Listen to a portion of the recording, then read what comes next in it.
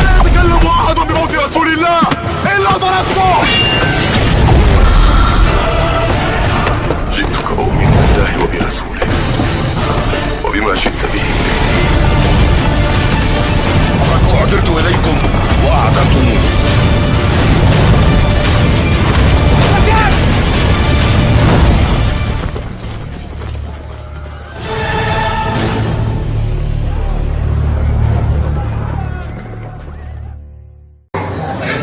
Yang kemudian ditegaskan oleh Nabi bahwa di antara 12 bulan seperti yang dimaksud dalam firman Allah di dalam surat At-Taubah ayat 36, 4 bulan diantaranya sebagai bulan terhormat. Ketika Nabi khutbah pada waktu Haji Wada, banyak hal yang Nabi sampaikan di dalam khutbah itu. Satu di antaranya khutbah tentang peredaran waktu.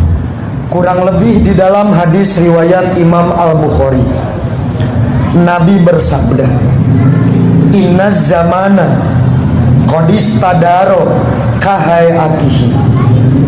Sesungguhnya waktu telah berputar kembali kepada keadaan semula. Yauma khalaqas samawati wal ard, ketika Allah menciptakan langit-langit dan bumi. As-sanah isna asyara syahra, 1 tahun ada 12 bulan. Minha arba'atun hurum, di antara 12 bulan itu terdapat bulan yang terhormat. Salasun mutawaliyah, 3 bulan berturut-turut. Zulqa'dah wa Zulhijjah wal Muharram wa Rajab Mudhar. Bapak Ibu yang dimuliakan Allah, bagi kita waktu kalender bukanlah sekedar satuan waktu dan perputaran hari. Maka kita menempatkan keistimewaan satu waktu bukan karena kita menafikan bulan yang lain, tetapi syariatlah yang memandu kita bahwa antara satu dengan bulan yang lain terdapat keistimewaan bukan karena jumlah jamnya, tetapi ada syariat di balik waktu yang menjadikan bulan tersebut istimewa.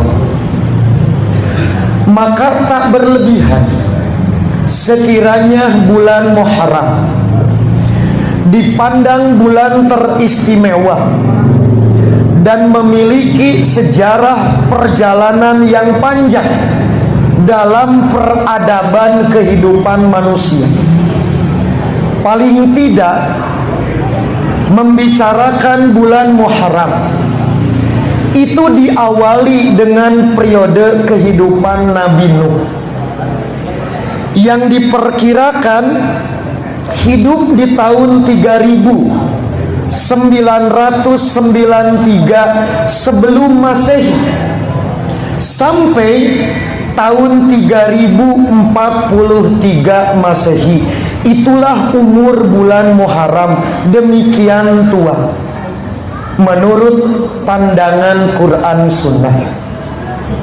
Terutama hari Asyura, tanggal 10 Muharram. Riwayat yang lain menyebut 6 bulan. Selama si kafir belum modar, maka banjir mual orot.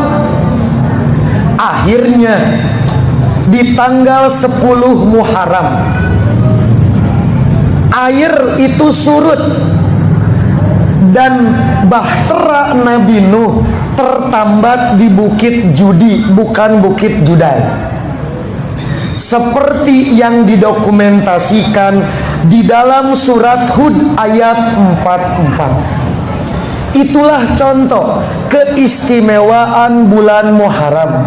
Karena ada dalil yang mengistimewakannya, paling tidak dalam rentang sejarah peradaban manusia dimulai dari zaman Nabi Nuh. Nah, di sisi lain kita juga mencermati ada ekspresi mengistimewakan bulan Muharram berdasarkan rasa dan cita rasa insani. Jadi niatnya mengutamakan, menganggap bulan Muharram istimewa, tetapi ekspresinya adalah berdasarkan karsa budidaya manusia. Maka tak berlebihan dalam perjalanan sejarah bulan Muharram. Bulan Muharram yang semula suci di hilir,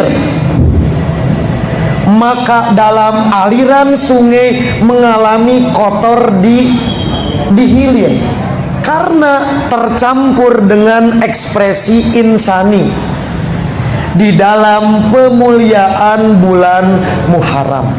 Maka itulah yang disebut dengan bidah. Jadi orang punya semangat terhadap Islam, punya ekspresi di dalam mengapresiasi, tetapi ekspresinya tidak berdasarkan landasan agama. Maka secara umum itu penyebabnya ada dua. Satu, bahasa Ustadz Marsedek dipengaruhi oleh agama kultur, yaitu murni ekspresi lokal. Yang kedua, propaganda media sosial zaman itu yang disebut dengan hadis dhaif atau hadis maudhu, yaitu hadis dhaif, hadis paslu. Maka dua faktor inilah yang menyebabkan aliran sungai bulan Muharram tidak selalu jernih sejak hulu sampai hilir. Akhir dari perjalanan itulah, karena keterbatasan waktu, tak mungkin semua saya bedah aliran sungai yang asalnya jernih jadi kiruh.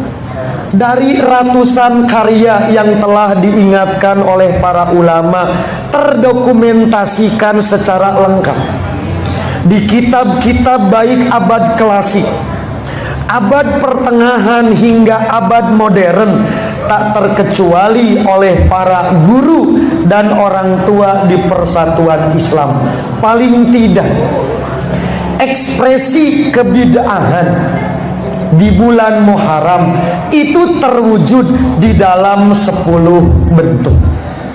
Satu, berdasarkan telusur kami terhadap berbagai rujukan dan fakta lapangan, yaitu tumbuhnya keyakinan bahwa bulan Muharram bulan keramat. Keyakinan ini terutama masih kuat bercokol di masyarakat Jawa. Masyarakat Sumatera tidak terlalu kental, dan nanti akan masuk di bentuk-bentuk ekspresi bid'ah yang lain. Di antaranya menghormat kebo. You know kebo? Almundingu. Itu bahasa Perancis almunding. Itu dari keyakinan bulan keramat. Maka dasar penelitian sebagaimana yang telah disampaikan oleh para ulama, saya belum tuntas Ustadz menelitinya. Kenapa keyakinan ini masuk di kalangan masyarakat Indonesia?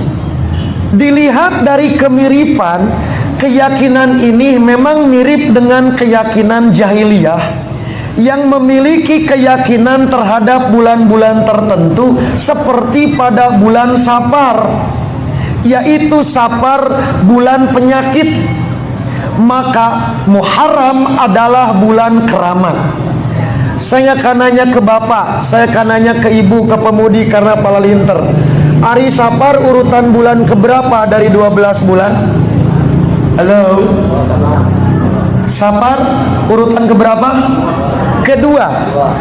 Jadi antara Muharram dan Safar itu semacam ada kondisi muqabalah, berhadap-hadapan. Bulan Muharram bulan suci, bulan keramat, maka Safar bulan sial. Maka berlaku pantrangan. Ulah nikahkeun bulan Safar, bisi moal manjang ngajodoh rumah tangga. Itu contoh. Jadi ini seperti keyakinan jahiliyah. Tugas pemuda Katapang, dari mana sababul kurunyung keyakinan ini bercokol di Ibu Pertiwi. Ini adalah sisa-sisa agama kultur yang terpengaruh kuat dengan keyakinan jahiliyah.